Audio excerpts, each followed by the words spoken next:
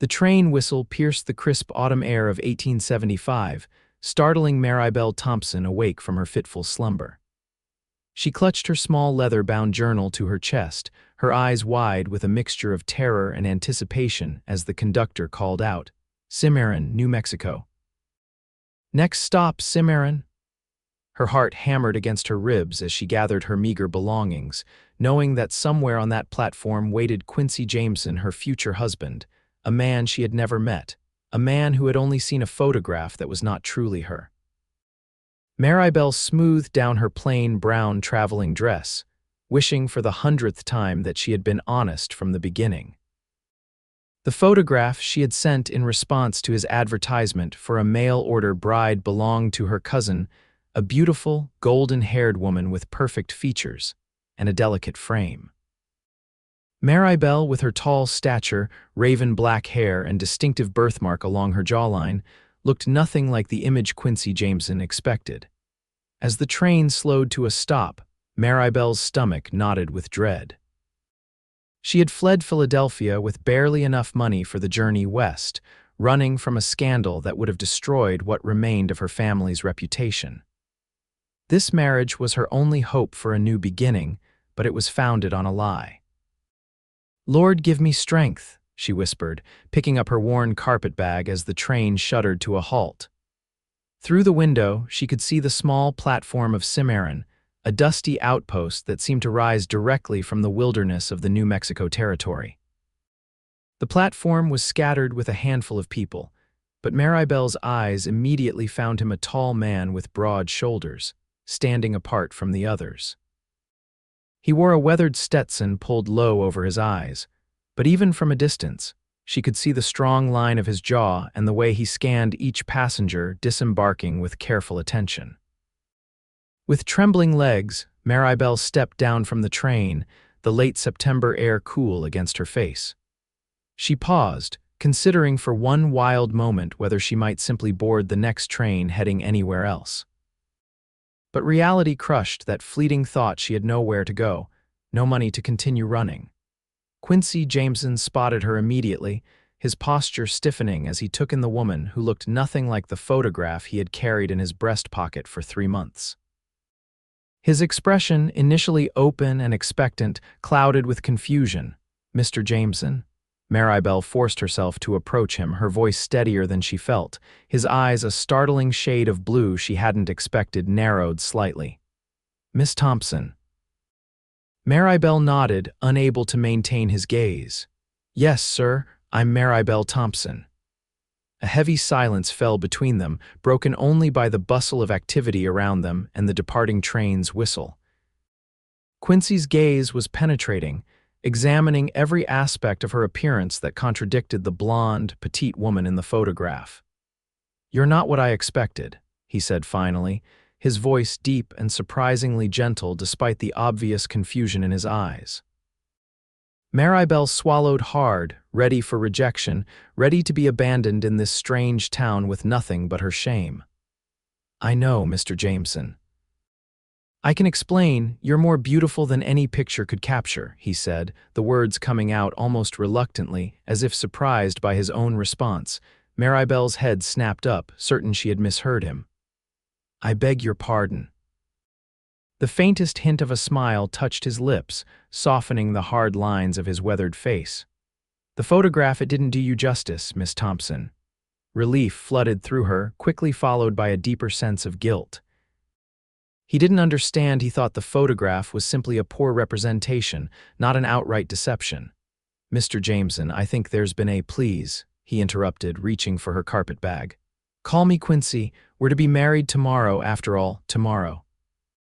The word hit her like a physical blow. She had known this was coming, had agreed to it through their exchanged letters, but the immediacy of it stole her breath. "Is that all your belongings?" Quincy asked, glancing at her single bag with surprise. Maribelle nodded, embarrassed by how little she had brought from her former life. "Yes, I traveled light." "Well then, let's get you settled. You'll be staying with Mrs. Holloway tonight. She's the widow who runs the boarding house near the church. After tomorrow, I'll take you out to the ranch." He led her toward a weathered wagon hitched to 2 sturdy horses, helping her up with strong, calloused hands that were surprisingly gentle. As they rode away from the station, Maribelle stole glances at the man who was to become her husband. His profile was strong, his expression difficult to read beneath the shadow of his hat. The afternoon sun caught in the stubble along his jaw, highlighting threads of gold in what otherwise appeared to be light brown hair. Cimarron sprawled before them, not quite the primitive outpost she had imagined, but certainly no Philadelphia. The main street boasted several sturdy buildings, including a general store, a small hotel, a saloon, and what appeared to be a bank. People moved about their business, some pausing to glance at the wagon as it passed. "It's not much compared to Philadelphia," Quincy remarked, as if reading her thoughts, "but it's growing. The railroads changed everything, it seems." "Charming," Maribelle offered, knowing she needed to start this new chapter with positivity rather than trepidation. Quincy's lips curved slightly. "That's one word for it. Most folks just call it home." As they continued down the main street, Maribelle noticed how people nodded respectfully to Quincy. He clearly held some standing in this community. "Your ranch, is it far from town?" she asked, desperate to fill the awkward silence between them. "About an hour's ride southwest." "Good land, though not as much as some. I've got about 200 acres, running mostly cattle with some horses. And you manage it alone." She recalled from his letters that he had mentioned needing a wife to help with the burdens of ranch life. A shadow crossed his face. "Had a partner once. My brother, Robert, he passed 2 years ago." The words were clipped, edged with a grief that still seemed fresh. "I'm sorry," Maribelle said softly, instinctively reaching out to touch his arm before thinking better of it and withdrawing her hand. Quincy noticed the aborted gesture and nodded once in acknowledgement. "It's why I wrote for a bride. Ranch is too much for one man, and I'm not the type to hire just anyone to share my home. Figured a wife would have as much stake in the success as I do." The blunt honesty of his statement should have stung. This was a practical arrangement. Not a love match, but Maribelle found herself appreciating his straightforwardness. It was better than pretty lies. They arrived at a neat 2-story house painted a cheerful yellow with white trim. A sign reading "Holloway Boarding House" hung from the porch. "This is where you'll stay tonight," Quincy said, bringing the wagon to a halt. "Mrs. Holloway's expecting you. I've arranged for the preacher to meet us at the church tomorrow at noon, if that suits you." The rapid progression of events left Maribelle dizzy. "Yes, that would be fine." He helped her down from the wagon, his touch brief but solid. When her feet touched the ground, she found herself looking up at him. He was taller than she'd realized, and despite her own above-average height, she still had to tilt her chin to meet his eyes. "I should warn you," he said, his voice lowered. "People talk in Cimarron. They know I sent for a bride. They'll be curious about you." "I understand," she replied, though the thought of becoming the subject of town gossip made her stomach clench. "Rest well, Miss Thompson. Tomorrow's a big day for us both." With that, he handed her the carpet bag and tipped his hat, a gesture so charmingly formal that it momentarily distracted her from the weight of her deception. As he climbed back into the wagon, Maribelle gathered her courage. "Mr. Jameson, Quincy, there's something I need to tell you." He paused, looking down at her with those penetrating blue eyes. "Can it wait until tomorrow? Mrs. Holloway's likely got supper waiting, and I've got to see to some business before nightfall." The moment slipped away, her resolve crumbling. "Of course, tomorrow then." With a nod and a gentle flick of the reins, he was gone, leaving Maribelle standing before the boarding house with the knowledge that she had just postponed an inevitable confrontation. She had less than a day to decide whether to tell this man the truth about who she was and risk losing everything, or to continue the charade and build a marriage on a foundation of lies. The door to the boarding house opened, revealing a plump, middle-aged woman with kind eyes and gray, streaked red hair. "You must be Miss Thompson. Come in, come in. You look half frozen and entirely too thin. We'll fix both those problems before your wedding day." Taking a deep breath, Maribelle climbed the steps to the porch, crossing the threshold into her new life in Cimarron. Mrs. Holloway's boarding house was warm and inviting, filled with the delicious aroma of fresh baked bread and stew. The widow herself proved to be a cheerful chatterbox, peppering Maribelle with questions about her journey as she showed her to a small but comfortable room on the second floor.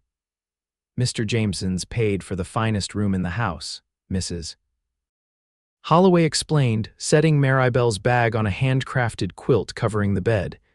He's a good man, Miss Thompson, one of the best in these parts. You know him well? Maribelle asked, seizing the opportunity to learn more about her future husband. As well as anyone knows Quincy Jameson, I suppose. Mrs. Holloway smoothed the already pristine quilt. He keeps to himself mostly, especially since Robert passed, but he's fair in his business dealings and generous when folks need help. Last winter, when the miller's barn collapsed under snow, he was first to organize the rebuilding. Donated lumber from his own land, too. The information painted a picture of a man with a strong moral compass which only increased Maribelle's guilt. Dinner will be ready in an hour, dear. The washroom's down the hall if you'd like to freshen up. Must have been a long journey from Philadelphia. Alone at last, Maribelle sank onto the bed, the events of the day catching up with her. She opened her carpet bag and withdrew a small silver-framed photograph, the only keepsake she'd brought from home. It showed her parents on their wedding day, her mother's smile radiant, her father standing proud beside her. Both were gone now, her father from consumption 3 years past, her mother from pneumonia just 6 months ago. Their deaths had left Maribelle alone in the world, save for an uncle, who had made it clear that his charity extended only so far as introducing her to eligible men of his choosing, men who saw her as nothing more than access to what little remained of her father's once substantial fortune. It was her refusal of one such man, her uncle's business partner, a widower 30 years her senior with wandering hands and cruel eyes, that had precipitated her desperate flight west. When her uncle had threatened to spread rumors of impropriety if she didn't accept the match, Maribelle had chosen the unknown over certain misery. She had found Quincy Jameson's advertisement in a newspaper. Rancher seeks bride of good character and practical disposition. Must be willing to work hard and live simply. Age 20-30 preferred, correspondence and photograph required. His letters had been straightforward, almost terse at first, but as they exchanged more correspondence, she detected a dry humor and underlying kindness that gave her hope. When he'd sent money for her train ticket, Maribelle had been touched by his trust and then immediately consumed with guilt for betraying it by sending her cousin's photograph instead of her own. Now, hours away from becoming Mrs. Quincy Jameson, the full weight of her deception pressed down on her. She would have to tell him the truth, and soon. But first, she needed to understand what kind of man she was dealing with, whether he would react with anger, disappointment, or perhaps forgiveness. After washing up and changing into her second-best dress, a navy blue cotton with modest lace at the collar, Maribelle joined Mrs. Holloway and the other boarders for dinner. There were only 3 others, an elderly schoolteacher, Miss Porter, a young bank clerk named Timothy, and a traveling salesman, Mr. Green, who regaled them with stories from his journeys. Throughout the meal, Maribelle felt their curious gazes. She answered their polite questions about Philadelphia and deflected more personal inquiries with practiced ease. When the conversation turned to Quincy Jameson, however, she found herself listening intently. "Never thought I'd see the day Jameson would take a wife," Mr. Green commented, reaching for another biscuit. "After what happened with his brother and all." Mrs. Holloway shot him a warning look. "That's not talk for the dinner table, Mr. Green. What happened with his brother?" Maribelle couldn't stop herself from asking. An uncomfortable silence fell over the table. Finally, Miss Porter, perhaps feeling that as a woman she could speak more delicately on the matter, explained, "Robert Jameson was killed in an incident at the saloon. A dispute over cards that turned violent. Quincy was there, tried to stop it, but couldn't. The man who did it was never caught," Timothy added, his voice lowered. "Some say he fled to Mexico, and Quincy," Maribelle pressed gently. Miss Porter sighed. "He changed after that, became more solitary. He'd always been reserved, but after Robert's death, he rarely comes to town except for supplies or business. Which is why everyone's so interested in you, dear, Mrs. Holloway interjected, clearly trying to steer the conversation to safer ground. It's been a long time since there's been a new bride in Cimarron, especially one from back east. The conversation shifted to wedding preparations, with Mrs. Holloway describing the small but respectable church where the ceremony would take place. Maribelle tried to focus, but her mind kept returning to what she'd learned about Quincy, a man carrying grief and perhaps guilt over his brother's death, who had chosen solitude until deciding to send for her. After dinner, Maribelle retreated to her room, too restless to sleep despite her exhaustion. She stood by the window, looking out at the unfamiliar landscape bathed in moonlight. The mountains in the distance were dark silhouettes against the star-studded sky, so different from Philadelphia's crowded horizons. A soft knock at her door startled her. Mrs. Holloway entered with a steaming cup of tea. "Thought you might need this to help you sleep." "Wedding nerves are nothing to trifle with." "Thank you," Maribelle said, accepting the cup gratefully. Mrs. Holloway hesitated, then sat on the edge of the bed. "I hope the talk at dinner didn't upset you. People here mean well, but they forget themselves sometimes." "It didn't upset me.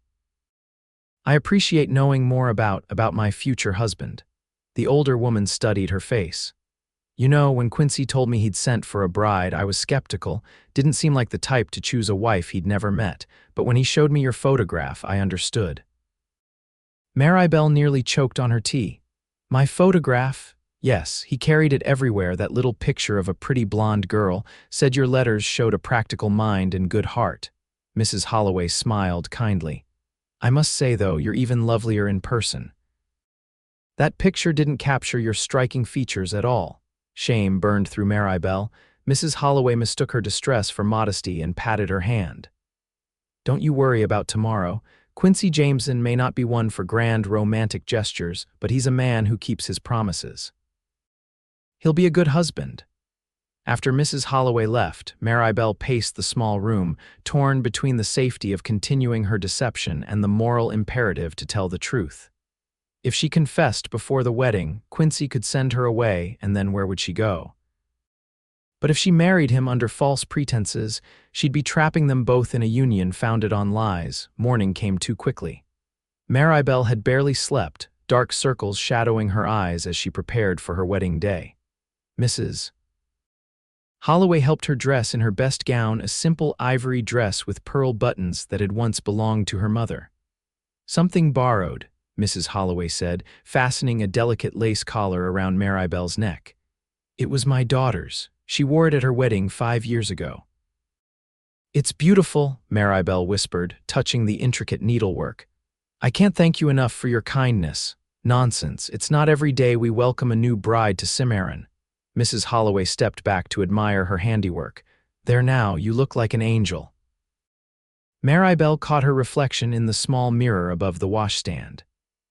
With her dark hair swept up and secured with her mother's pearl combs, wearing the simple ivory dress, she looked nothing like the photograph Quincy carried, the blonde, petite woman with delicate features. How could he have looked at her yesterday and claimed she was more beautiful than the picture? It made no sense, unless... A terrible thought occurred to her.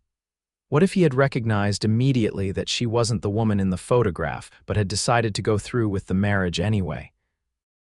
Perhaps he was desperate enough for help with his ranch that any woman would do. The idea that he might be deceiving her about his deception was both ironic and crushing. At 11:30, Mrs. Holloway escorted Maribelle to the small white church at the end of the main street. Several townspeople had gathered outside, curious to witness the marriage. Maribelle felt their eyes upon her as she walked up the steps, her heart pounding so loudly she was certain everyone could hear it. Inside the cool, dimly lit church, Quincy Jameson waited at the altar beside a gray-haired preacher.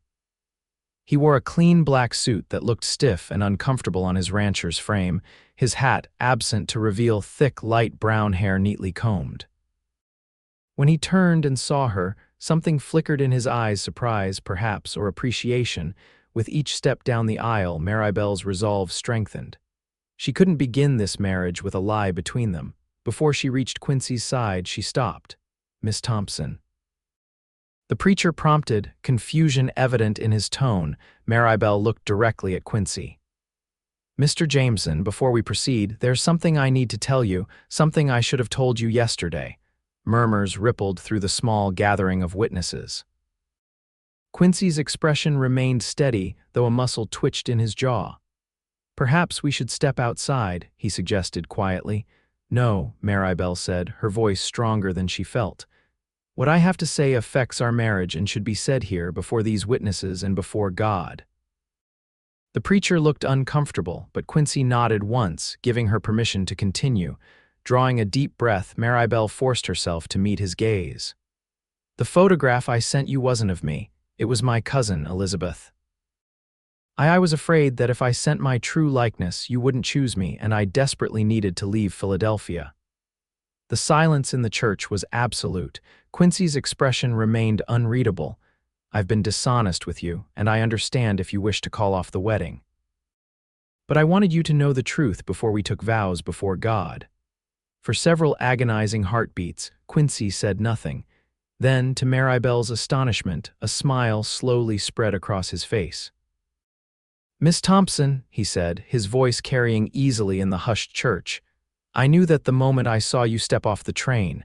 Gasps and whispers erupted around them. "You knew," Maribelle stammered. "I may be a simple rancher, but I'm not blind. You look nothing like the woman in that photograph." He took a step toward her, closing the distance between them. "What I said yesterday was true. You are more beautiful than any picture could capture, certainly more beautiful than the one you sent." Relief and confusion warred within her. "But why didn't you say something? Why did you still want to marry me?" Quincy's expression softened. "Your letters.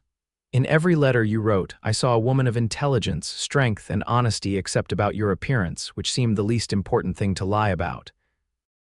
I figured you must have had your reasons and that eventually you'd tell me the truth." "Which she has now done," the preacher interjected, looking relieved that scandal had been averted. "Shall we proceed with the ceremony?" Quincy held Maribelle's gaze. "That depends on Miss Thompson. Now that all cards are on the table, do you still want to become my wife?" The question hung in the air between them. Maribelle studied his face, the clear blue eyes that held no judgment, only honest inquiry, the strong features weathered by sun and wind, the slight curve of his lips that suggested he might be easier to laugh than his serious demeanor implied. "Yes," she said finally. "If you'll still have me, knowing I started with a lie. We all have secrets, Miss Thompson, some more than others." He offered her his arm. "What matters is that you had the courage to tell the truth when it counted." Together, they turned to face the preacher, who cleared his throat and began the ceremony. The words washed over Maribelle's sacred promises of fidelity, support, and companionship until death parted them. When it came time to speak her vows, her voice was clear and unwavering. Quincy's responses were equally firm, his hand steady as he slipped a simple gold band onto her finger, his mother's ring. He'd explained briefly. "I now pronounce you man and wife," the preacher declared. "Mr. Jameson, you may kiss your bride." Quincy hesitated, perhaps mindful of their audience, but then leaned down to press a gentle, chaste kiss to Maribelle's lips. It lasted only a moment, but in that brief contact, Maribelle felt a promise not of passionate love, perhaps, but of respect and possibility. As they turned to face the small congregation, now officially husband and wife, Maribelle realized with startling clarity that for the first time in months, she felt hope. This marriage might have begun as an arrangement of convenience, founded initially on deception, but perhaps it could grow into something more genuine, something built on the truth they had just established between them. Outside the church, several townspeople offered congratulations. Mrs. Holloway hugged Maribelle tightly, whispering, "I knew he was a good man," in her ear. Even the usually taciturn shopkeeper presented them with a small package containing 2 china cups as a wedding gift. Quincy handled the well-wishers with polite efficiency, clearly uncomfortable with being the center of attention. When the last congratulation had been offered, he turned to Maribelle. Are you ready to see your new home, Mrs. Jameson? Her new name sent a shiver through her. Yes, I'm ready. He helped her into the wagon, which had been decorated with a few ribbons Mrs. Holloway's doing, Maribelle suspected. As they drove away from the town, the buildings giving way to open country, Maribelle felt as though she were truly leaving her old life behind. They rode in companionable silence for some time, the steady rhythm of the horses hooves a soothing backdrop to Maribelle's whirling thoughts. The landscape around them was unlike anything she'd seen, vast expanses of grass and scrubland, dotted with stands of pine and juniper, all beneath an endless sky of the clearest blue. It's beautiful, she said finally, breaking the silence. Quincy glanced at her as if gauging her sincerity. It's harsh country. Winters are cold, summers hot and dry, but yes, it has its beauty. How long have you lived here, born and raised in the territory? My father claimed the land after the war, the one with Mexico, not the more recent unpleasantness. Built the house and barn himself, started with just a dozen cattle and 2 horses. Pride colored his voice.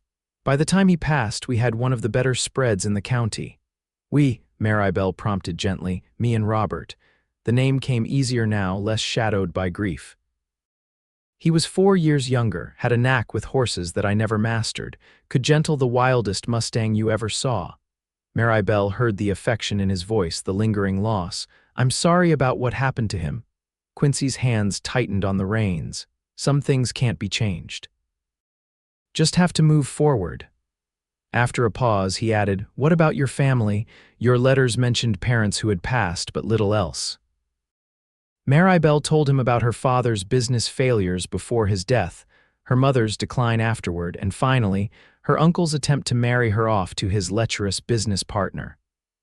So that's why you needed to leave Philadelphia, Quincy concluded when she finished. And why you sent a different photograph, Maribelle nodded, embarrassment heating her cheeks. I was afraid no one would choose me if they saw my true appearance. I'm not conventional. Quincy's gaze swept over her, not in the predatory way her uncle's friend had looked at her, but with genuine consideration. Conventional is overrated, Mrs. Jameson, especially out here. The conversation lapsed into silence again, but it was different now, easier, with some of the tension dissolved by their mutual honesty. As they crested a gentle rise, Quincy pointed ahead. There it is, Jameson Ranch. Before them stretched a modest but well-maintained property. A sturdy 2-story house of weathered wood stood near a large barn and several outbuildings. A corral held several horses, and beyond, Maribelle could see cattle grazing on the rolling grassland. A small creek cut through the property, its banks lined with cottonwoods showing hints of autumn gold. It's lovely, she said, and meant it. Though smaller than she'd imagined, the ranch had a solid, welcoming appearance that spoke of care and hard work. Quincy guided the horses to the front of the house and set the brake. Before Maribelle could climb down, he was beside the wagon, offering his hand. As she stepped down, her foot caught in her dress, pitching her forward. Quincy caught her easily, his strong hands steadying her by the waist. For a moment they stood very close, his face mere inches from hers. Maribelle caught her breath at the unexpected proximity, at the warmth of his hands through the fabric of her dress. Quincy seemed equally affected, his eyes darkening slightly before he stepped back, releasing her. Welcome home, Mrs. Jameson. The interior of the house surprised Maribelle. Though simply furnished, it was clean and well organized, with a large kitchen and dining area, a comfortable sitting room with a stone fireplace, and a small study lined with bookshelves. Upstairs were 3 bedrooms, the master bedroom which would now be theirs, a smaller room that had belonged to Robert, and a third that Quincy explained had been intended for guests, but had never been used as such. You keep a nice home, Maribelle observed, running a finger along a polished oak table that showed no trace of dust. Mrs. Benson from town comes out twice a month to give it a proper cleaning, Quincy admitted. I manage the basics, but... He shrugged, a hint of color touching his cheekbones. The domesticity of the moment struck Maribelle. This man, her husband of barely 2 hours, showing her the home they would share. It was simultaneously ordinary and extraordinary.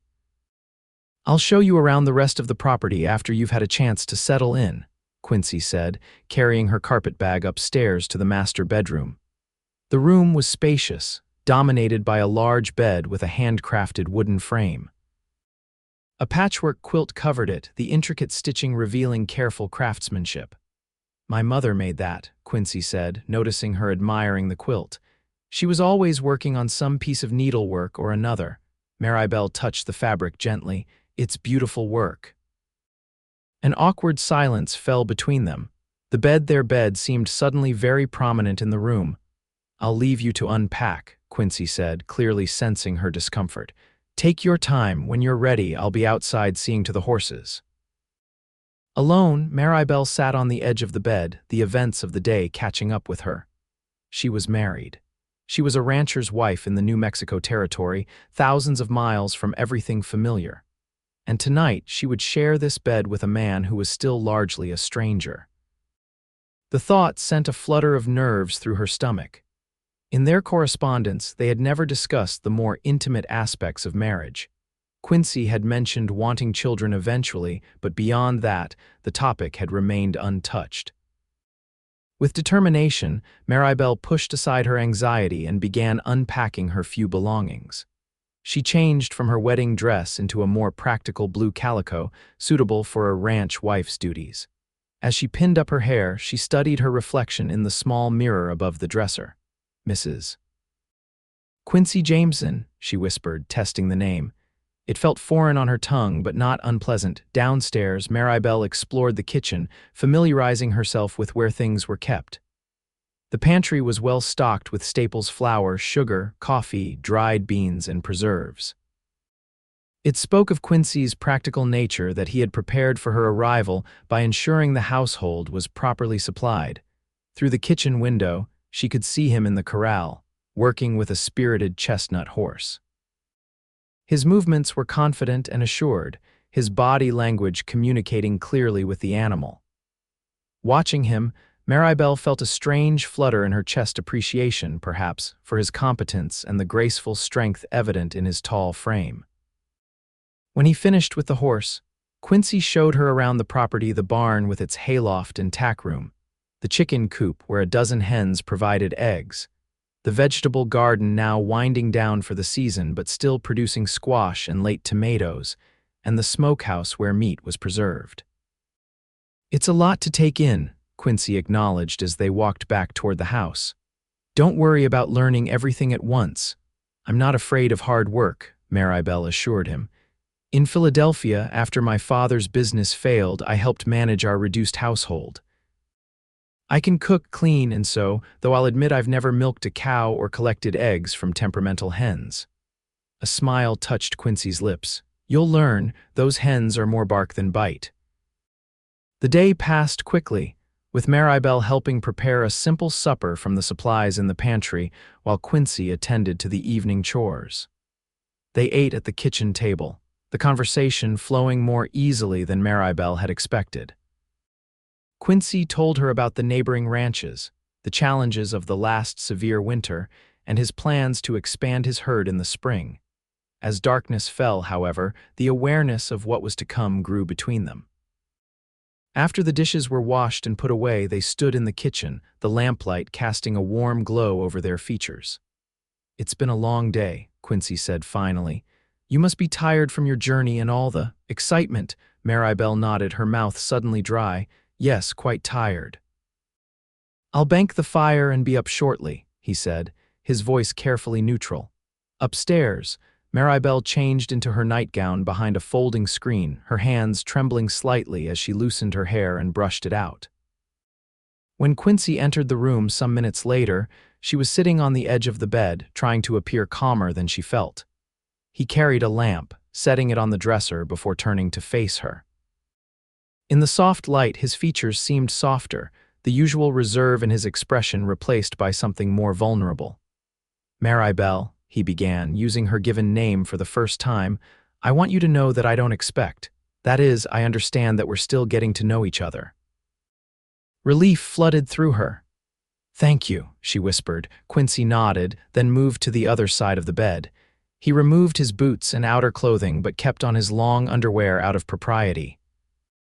As he slipped under the quilt, keeping a respectful distance between them, Maribelle felt both gratitude for his consideration and a strange, unexpected pang of disappointment. "Good night, Maribelle," he said, extinguishing the lamp. "Good night, Quincy," she replied, lying rigidly on her side of the bed, acutely aware of his presence mere inches away. Despite her exhaustion, sleep eluded her. She listened to Quincy's breathing as it gradually deepened and slowed, indicating he had drifted off. Only then did she allow herself to relax, turning to study his profile in the faint moonlight filtering through the window. In sleep, the hard lines of his face softened, making him appear younger, less burdened. Maribelle found herself wondering about the experiences that had shaped him: the loss of his brother, the lonely years managing the ranch alone, the decision to send for a mail-order bride. What kind of man was he beneath the reserved exterior? What did he truly want from this marriage? These questions followed her into an uneasy sleep, where her dreams were a confusing blend of Philadelphia drawing rooms and New Mexico landscapes, with Quincy Jameson standing between the two worlds, always just out of reach. Maribelle woke to the soft glow of dawn and an empty bed. The imprint of Quincy's head on the pillow was the only evidence he had been there. From outside came the sounds of ranch life already in progress: a rooster crowing, cattle lowing in the distance, the neigh of a horse. She dressed quickly in a practical brown skirt and white blouse, pinning her hair in a simple knot at the nape of her neck. Downstairs, she found the kitchen empty but the coffee pot warm on the stove. Quincy had risen early but had thought to prepare coffee before heading out to his chores. The small consideration touched her. Maribelle poured herself a cup and stepped onto the porch, breathing in the crisp morning air.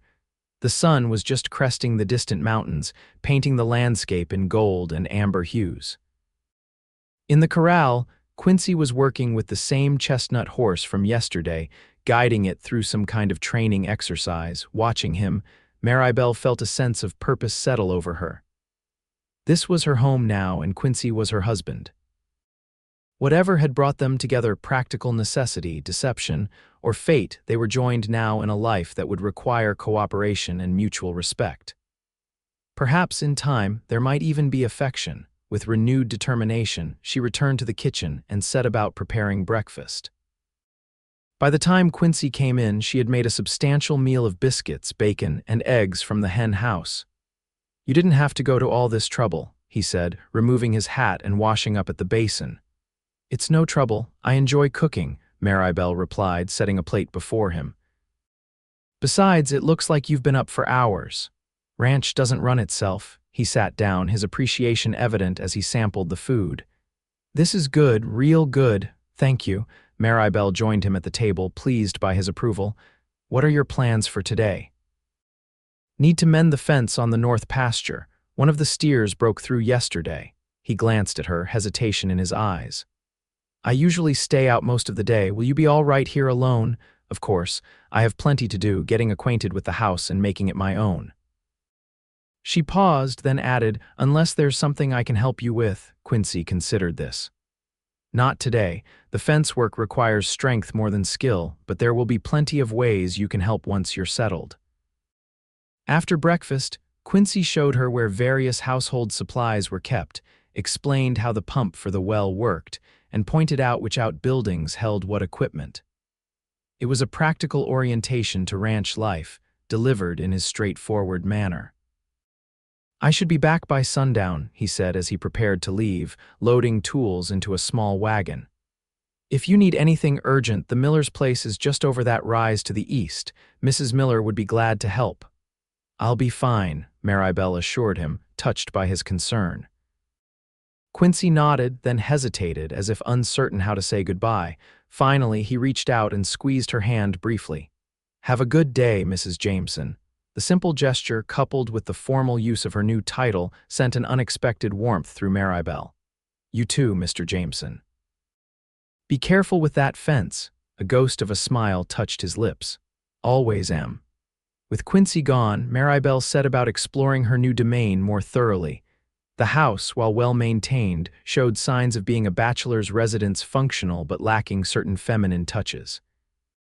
The curtains were faded, the cushions on the chairs well-worn, and there were few decorative items beyond a couple of landscape paintings and a shelf of books. In what had been Robert's room, Maribelle found evidence of a life cut short, a carved wooden horse on the dresser, a book of poetry with a bookmark still in place, a jacket hanging on a hook that looked as if its owner might return at any moment to claim it. The discovery gave her pause. Quincy had kept his brother's room intact, a shrine to memory. It spoke of a grief still raw, a loss not fully processed. Maribelle closed the door gently, respecting the private pain it represented.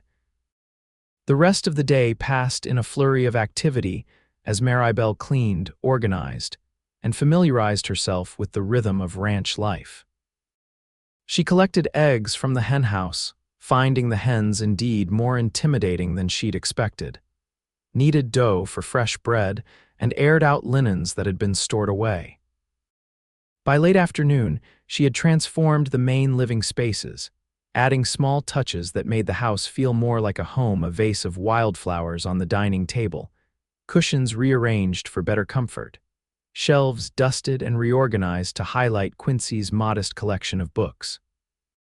As promised, Quincy returned at sundown, looking tired but satisfied with his day's work. He paused in the doorway, taking in the changes Maribelle had made to the house. "You've been busy," he observed, his tone unreadable. Maribelle suddenly worried she had overstepped. "I hope you don't mind." "I thought it could use a woman's touch." Quincy's expression softened. "I don't mind at all. It looks like a home again."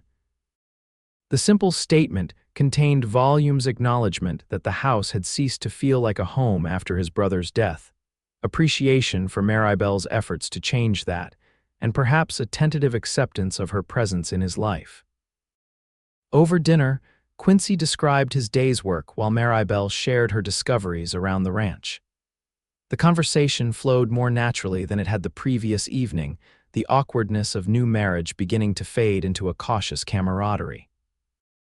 As they washed the dishes together, Quincy insisting on helping despite Maribelle's protests that she could manage, he asked about her life in Philadelphia. "You mentioned your father's business failures, but what was your life like before that? Your education, your interests?" The question surprised her. Few men in her experience had shown genuine curiosity about a woman's mind or past.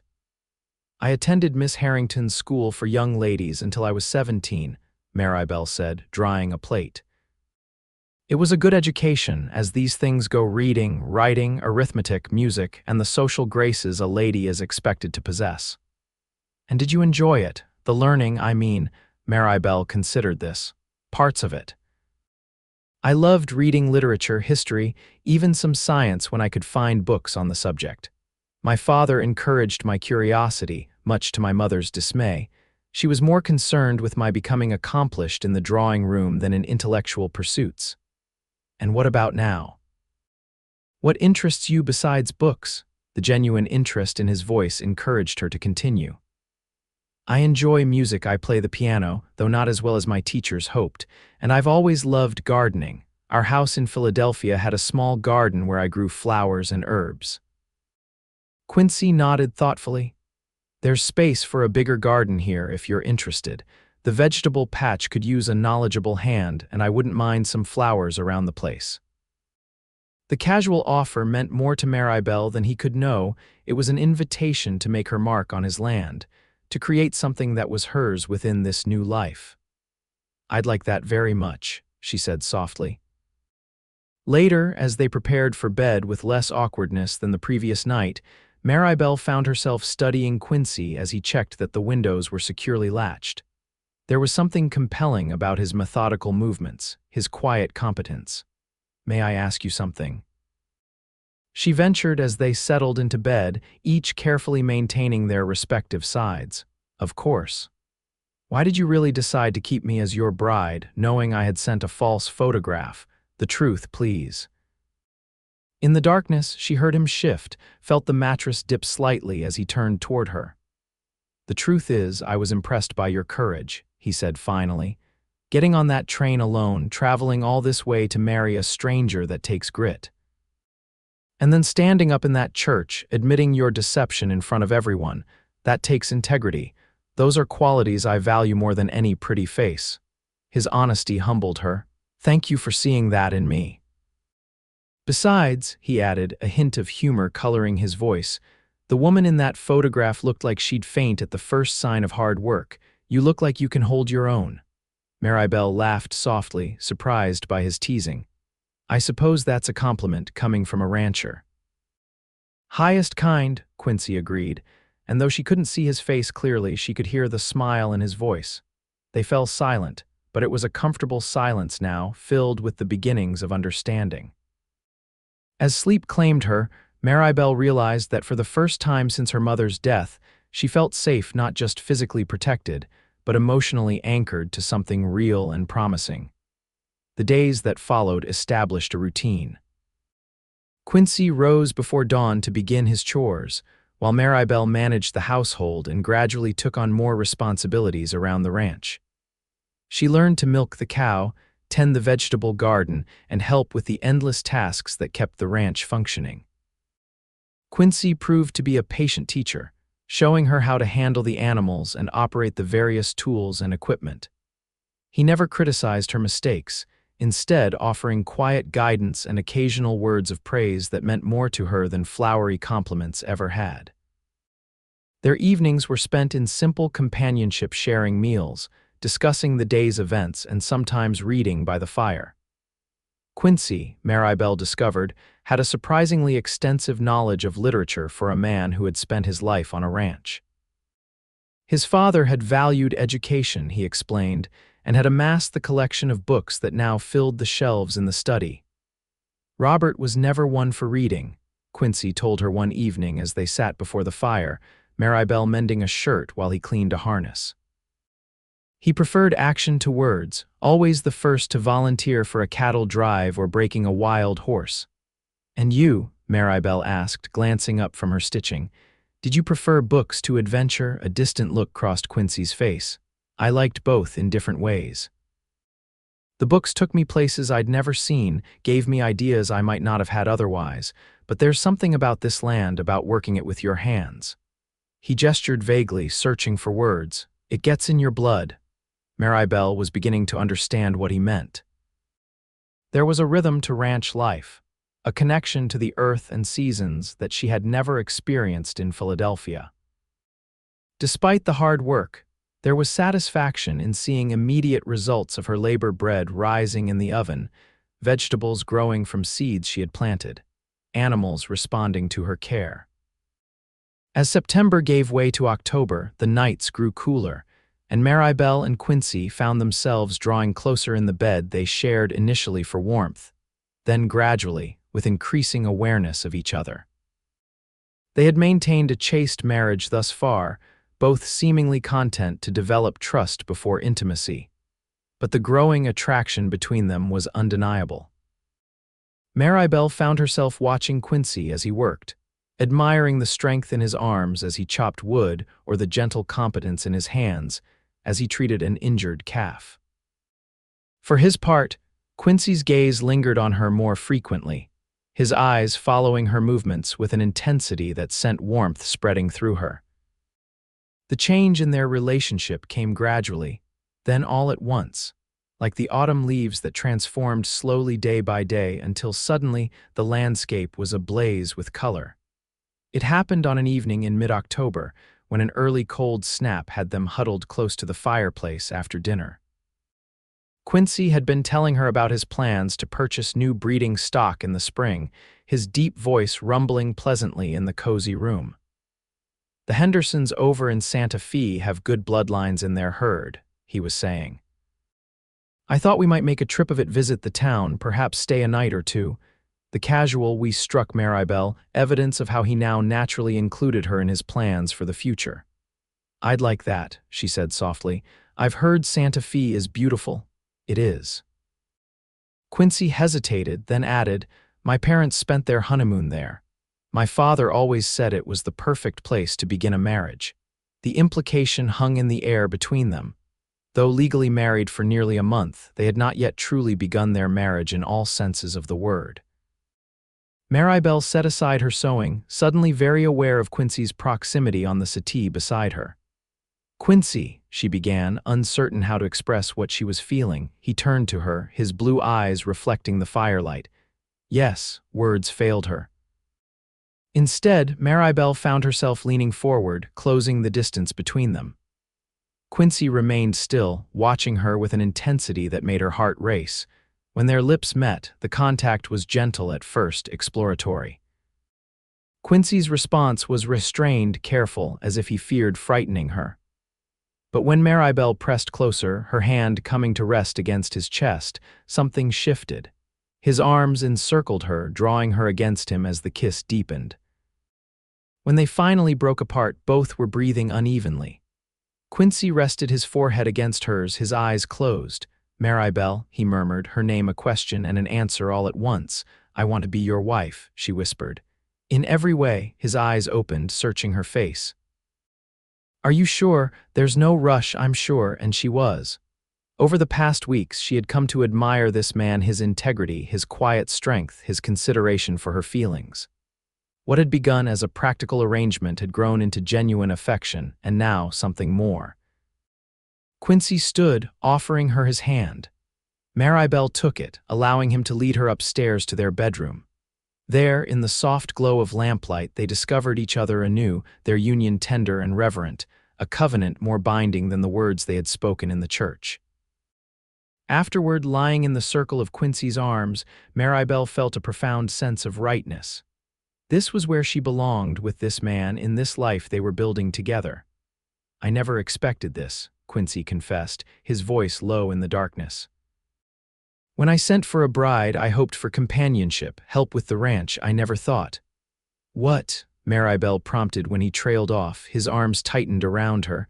"I never thought I'd find someone who would make me feel whole again." The simple, honest words moved her deeply. "Nor I," she whispered.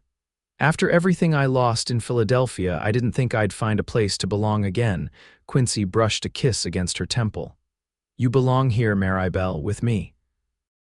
In those words, Maribelle found the answer to the question that had haunted her since stepping off the train in Cimarron, whether a marriage built initially on deception could ever become something true and lasting. The answer, she now knew, was yes, if both parties were willing to risk their hearts. As autumn deepened into winter, the bond between Maribelle and Quincy strengthened. Their days were filled with the hard work of preparing the ranch for the cold months ahead, storing food, repairing buildings, ensuring the livestock had adequate shelter and feed. Their nights were spent in the warmth of each other's arms, their growing love a bulwark against the harsh weather that swept down from the mountains. December brought the first heavy snow, transforming the landscape into a glittering expanse of white. Maribelle, who had never experienced winter outside a city, marveled at the pristine beauty even as she learned to cope with the practical challenges it presented. "It's like something from a fairy tale," she said one morning, standing on the porch with Quincy, watching the sunrise paint the snow-covered land in shades of pink and gold. Quincy wrapped an arm around her waist, drawing her against his side. "Wait until you've had to dig out the barn door 3 times in one day," he said dryly. "The magic wears off quickly," but there was no real complaint in his voice. Maribelle had noticed a change in him over the past months, a lightening of the somber demeanor he had worn like armor when she first arrived.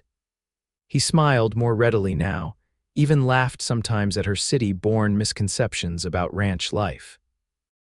As Christmas approached, Maribelle threw herself into preparations, determined to make their first holiday together special. She baked cookies and pies, using recipes Mrs. Holloway had shared during their occasional visits to town. She fashioned simple decorations from pine boughs and red ribbon, and even managed to find small gifts for Quincy on their last trip to Cimarron before the weather made travel difficult. On Christmas Eve, after they had enjoyed a feast of roast chicken and all the trimmings, they sat before the fire, sharing a rare glass of whiskey that Quincy had been saving for a special occasion. I have something for you, he said, reaching into his pocket. I wasn't sure whether to wait until tomorrow, but he handed her a small package wrapped in brown paper. Maribelle unwrapped it carefully to reveal a silver locket, simple but elegant, with a delicate chain. "Oh, Quincy," she breathed, opening the locket to find it empty, waiting for mementos to be placed inside. "It was my mother's," he explained. "My father gave it to her on their first Christmas together, I thought." He hesitated, uncharacteristically uncertain. "I thought you might like to have it to start our own tradition." Tears sprang to Maribelle's eyes. "It's beautiful, I'll treasure it always." She leaned forward to kiss him, pouring her gratitude and love into the gesture. "Here," Quincy said when they parted, taking the locket and fastening it around her neck. His fingers brushed her skin, sending a pleasant shiver through her. "I have something for you too," Maribelle said, retrieving a package from behind the settee, "though it's not nearly as meaningful."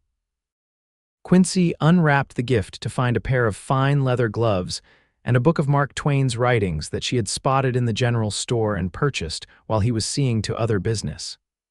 "These are perfect," he said, genuine appreciation in his voice as he tried on the gloves. "My old ones are more patch than original leather at this point. And the book, I noticed you enjoyed the Twain stories in that magazine from last month. I've been wanting to read more of his work." Quincy's smile was warm as he set the gifts aside and pulled her into his arms. "Thank you, Maribelle." They sat together in companionable silence, watching the fire and listening to the wind outside. Maribelle felt a contentment she had never known before, a deep-seated peace that came from being exactly where she was meant to be. "I've been thinking," Quincy said after a while, his voice thoughtful. "Spring will be busy with calving and planting, but come summer, I'd like to add on to the house. Perhaps another bedroom or two." The implication was clear and Maribelle's heart quickened.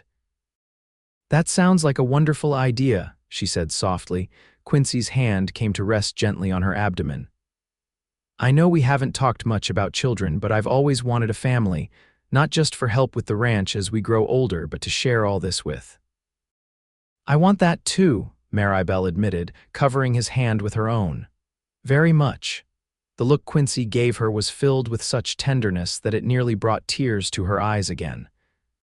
In that moment, any lingering doubts she might have harbored about their unusual beginning vanished completely. This was love, not the dramatic passion she had read about in novels, but something deeper and more enduring.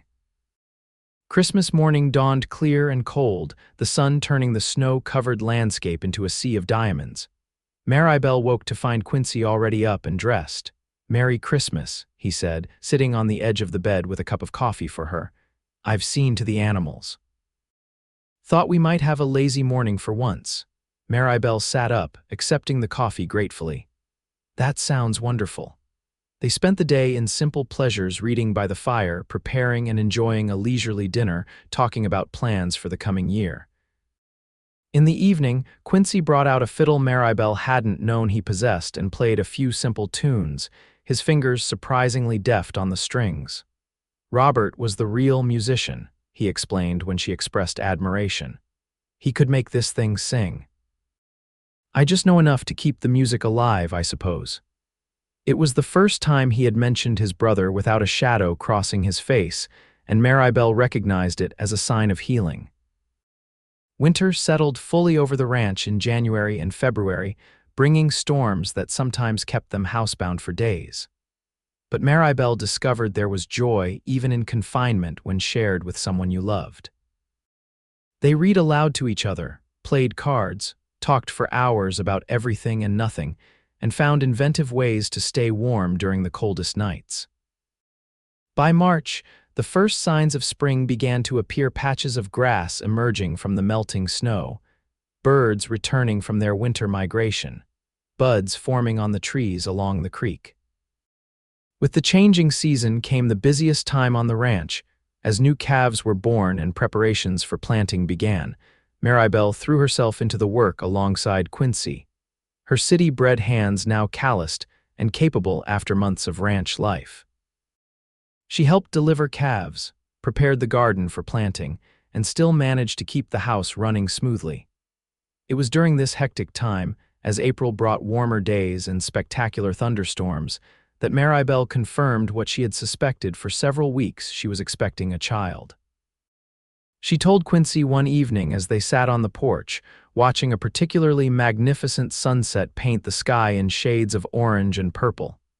"Quincy," she began, a slight tremor in her voice despite her joy, "I have something to tell you." He turned to her, concern immediately crossing his features at her serious tone. "What is it? Are you unwell?" Maribelle smiled, taking his hand and placing it over her still flat stomach. "Not unwell, just expecting." For a moment he stared at her blankly, then understanding dawned in his eyes. "A baby, we're having a baby," she nodded, tears of happiness welling in her eyes at the wonder in his voice. "Yes, sometime in November, I think." Quincy's reaction was everything she could have hoped for. Joy transformed his features, making him look younger and more carefree than she had ever seen him. He gathered her in his arms, holding her as if she were made of the most precious material on earth. "A baby," he repeated, his voice thick with emotion. "Our baby." The months that followed were filled with preparations not just for the coming child, but for the future they were building together. True to his word, Quincy began work on adding to the house as soon as the spring planting was complete. With help from neighbors, a new bedroom took shape, along with improvements to the kitchen that Maribelle had gently suggested would make her work easier. Summer found Maribelle's body changing, her dresses letting out to accommodate her growing belly. Quincy treated her with a protective tenderness that she found both touching and occasionally stifling. "I'm pregnant, not made of glass," she reminded him one day when he tried to prevent her from carrying a basket of vegetables from the garden. Quincy had the grace to look sheepish. "I know. It's just, I couldn't bear it if anything happened to you or the baby." The genuine fear in his eyes softened her irritation. "Nothing is going to happen. Women have been having babies since the beginning of time, many of them while working far harder than I am."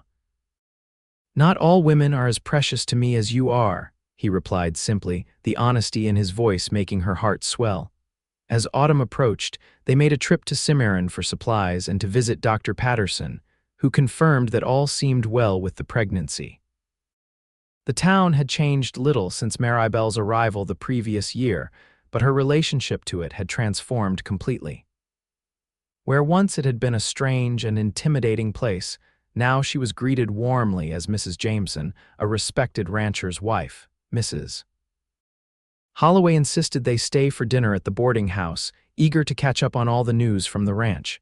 "My, how you've bloomed," the older woman said, patting Maribelle's hand.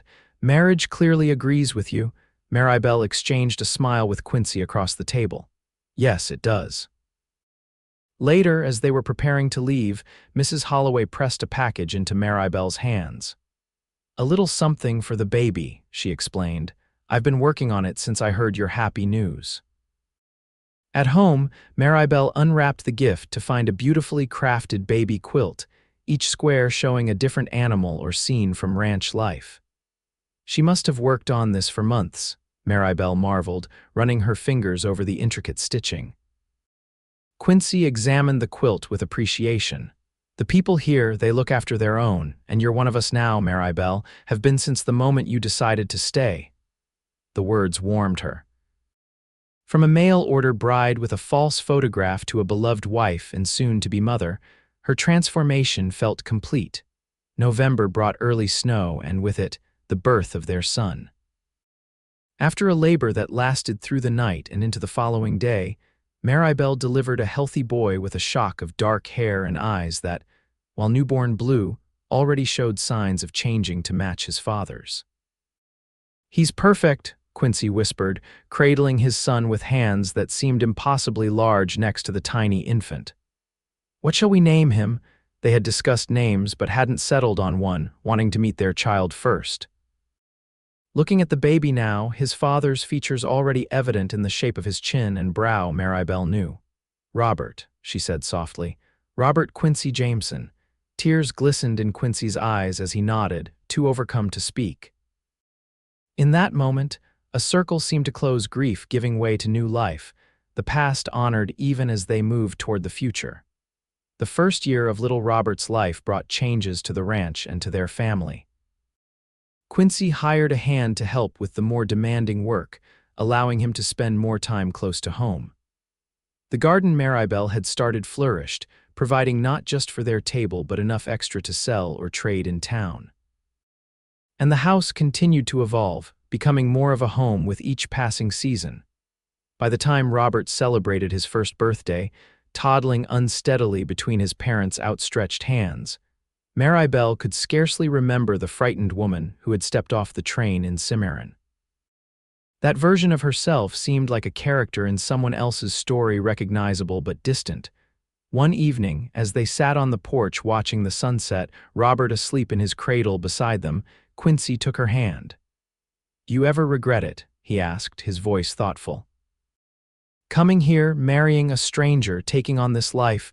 Maribelle considered the question seriously, knowing he deserved an honest answer. "I regret the deception," she said finally. "I wish I had been brave enough to send my own photograph from the beginning. But no, I don't regret coming here or marrying you. How could I when it's given me everything I never knew I wanted?" Quincy's hand tightened around hers. "When I saw you step off that train, this tall, striking woman, nothing like the photograph, I thought there had been some mistake. But then you spoke, and I heard in your voice the same person who had written those letters, the same intelligence and spirit. And you decided to take a chance on me anyway," Maribelle said softly. "Best decision I ever made." Quincy leaned over to kiss her gently. "Though I still say you're more beautiful than any picture could capture." The words, echoing his statement from that first day, made Maribelle smile. "Charmer," she teased, leaning her head against his shoulder as they watched the last rays of sun disappear behind the mountains. Inside, their son stirred and gave a small cry. As Maribelle rose to tend to him, she paused to look back at Quincy, this man who had become the center of her world, whose quiet strength and unwavering love had given her a home in every sense of the word. "I love you," she said simply. His smile, rare and precious in those early days but now a familiar sight, warmed her more than any fire could. "And I love you, Mrs. Jameson, more than I ever thought possible." In the dying light, with their son's soft murmurs and the gentle sounds of the ranch settling for the night as a backdrop, Maribelle thought about the twisted path that had led her here, the lie that had ultimately brought her to the truth of where she belonged. Sometimes, she reflected as she lifted Robert into her arms, the most unexpected beginnings led to the most perfect endings. And this life, this love, this family was certainly perfect in all its imperfect, wonderful reality.